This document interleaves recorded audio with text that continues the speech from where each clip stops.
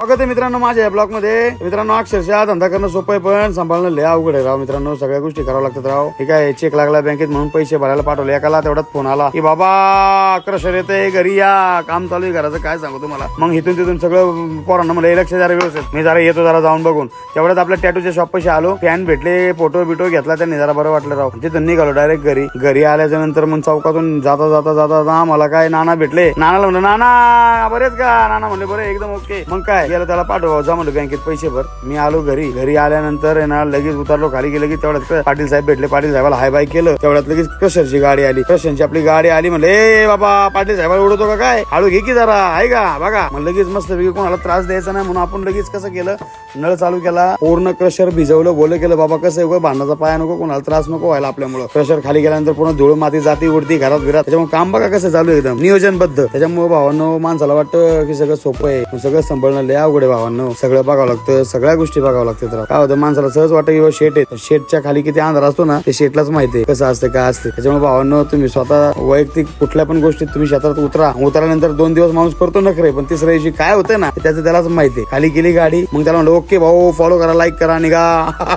मग लगेच मी आज गेलो वरती गेलो, जरा बघितलं काय करतात काय नाही काम बी. मग काय परत पाटील साहेबांना थोडी चर्चा केली. पाटील साहेब म्हणले ठीक आहे काय हरकत नाही म्हणलं, मी निघतो बाबा मला दुकानावर पण जायचंय, उशीर झाला. पण मला तेवढ्यात लागली जरा बाथरूम, म्हणलं जरा घरी जावा. बाथरूम करून जरा मस्त फ्रेश झालो, गाडी बसलो, बुलेटला किक मारली, पाट पाट पाट पाट पाट पाट पाट पाट पाट पाट पाट पाट पाट करत आलो दुकानावरती. दुकानावर आलो, म्हणलं चला रील बनवायची मस्तपैकी. जया सुषमा रेखा और कुठलं ते हिला मला गाणंच आहे ना आता, निर्मा पावडरची ॲडव्हर्टाईज.